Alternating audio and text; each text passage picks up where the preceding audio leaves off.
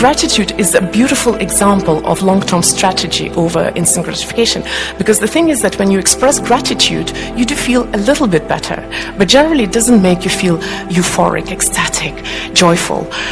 It just makes you feel a little bit better. It shifts your perspective. But the thing is that there is a research that shows that if you express gratitude on a daily basis for 30 days, your perception of your own happiness goes up 25%.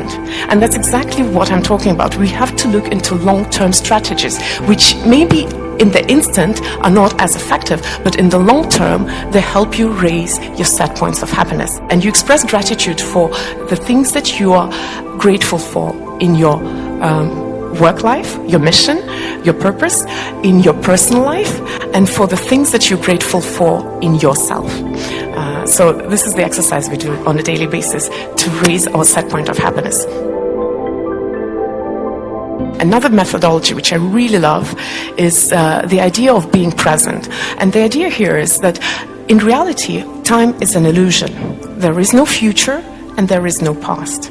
And most of the unpleasant emotions that we feel, they have something to do with either the future or the past. If we're scared, if we're stressed, it is usually because we are afraid about something that might happen in the future, usually. And if we feel, let's say, resentment or anger, this kind of negative emotion is also usually rooted in the past. And the happiness is the emotion that you feel in the present. If you move happiness to the future, it will become excitement. If you move happiness to the past, it will become usually nostalgia.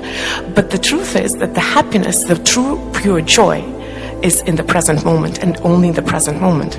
So if you practice consciousness and bringing yourself back to present moment, that actually over time works wonders. You start, your set point of happiness starts going up. You walk out into the nature and you feel the freshness of the air. That's a moment to be happy about.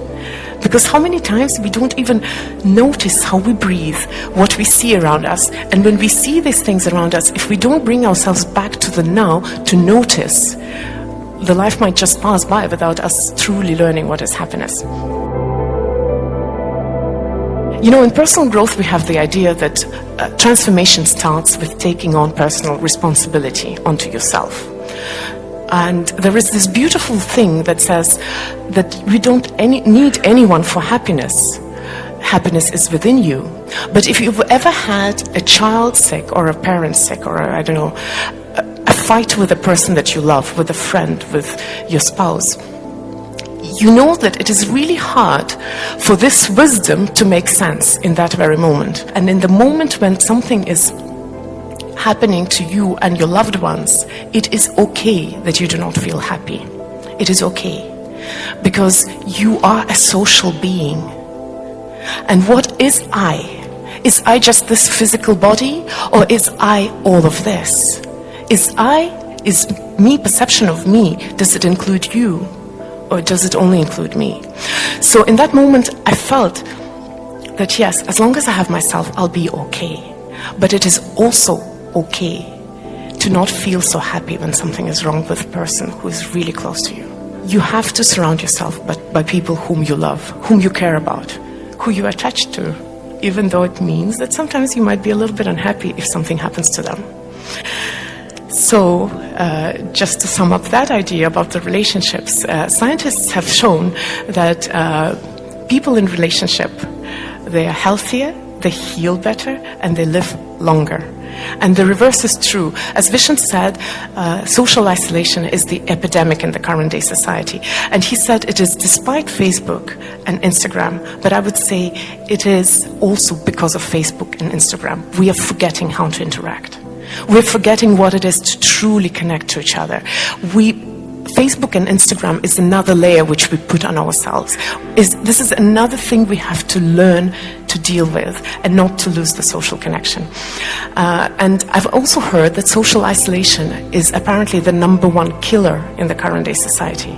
Because social isolation makes you less likely heal from, let's say, such things as cancer or cardiovascular disease. So relationships are important not just for happiness, but also for our health and longevity. The strength of your social relationships is super important for happiness. it is clear that you cannot truly be happy unless you are happy with yourself. And I know the number one question that I hear when I talk about this topic is that, but where do I know the difference between healthy self-love and actually egoism or unhealthy, relationships to yourself or self-centeredness? And I haven't lived a very long life, only 40 years, but that piece of life has taught me one thing, that almost all the bad things that we do to other people are because we don't truly love ourselves.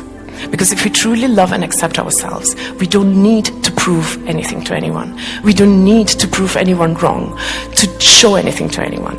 And that's where all the unhealthy stuff happens, is when you truly don't have the self-love. And people who seem that they're self-obsessed, this is them compensating for the lack of love for themselves. This is what Vishen was talking about. I'm really sorry, kids, but unfuckwithable. It's exactly when you do not need anybody's approval to be okay with yourself.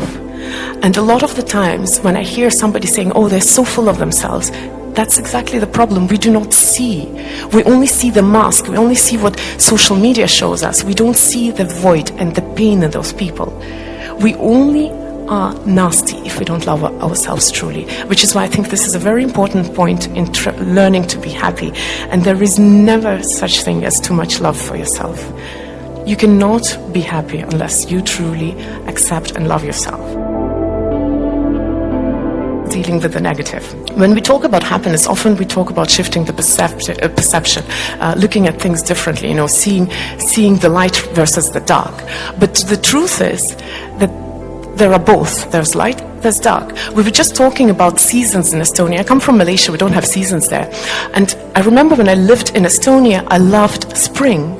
And spring is not as warm as summer, but just the sight of sun makes you feel happy. Just a little bit of warmth when you can take off those gloves and feel the air on your hands, that makes you happy. And you can only truly appreciate spring if you have survived the winter. So what I'm talking about is there is going to be negative in our life. And the art to learning to be happy is not to ignore or not notice the negative or be okay with the negative. It is actually to learn to work with it. What you do when you feel a negative emotion, first of all, you acknowledge that it exists. You give it a true and fair and honest name without spiritual bypassing. You actually acknowledge, this is what I feel. You allow yourself to feel it. To feel it, and every emotion feels in your body in a certain way, which actually helps. I like the connection between emotions and the physical body, because by translating your emotions into physical body, it's easier to work with them. So let's say if you feel fear and it's somewhere in your stomach, just relaxing that part of your body really helps. Or if you feel like anger and it's up here, breathing deeper really helps. And then after you let it be, that's when you're ready to move on and transform this emotion, but you have to let it be. One thing that life will throw on you are negative emotions in the form of being upset with someone. And I think that the point is that we are sometimes thinking that forgiveness is about, if I forgive, the evil is not going to be punished. So we don't want to forgive because we want some kind of learning out of that, or the evil to be punished. But the truth is that forgiveness is not a practice for anyone else but for you. Being upset with someone is like taking poison, hoping that the person who upset you is going to suffer. If you're upset with someone, if you are angry with someone, if you hold a grudge against someone, the only person who's suffering is you. Just you. And the moment when you realize that, the moment when you realize that forgiveness is not about the other person who has hurt you, but it is only about you, you have much more motivation to work on that. You cannot help anyone if you're not happy. Be happy. Thank you.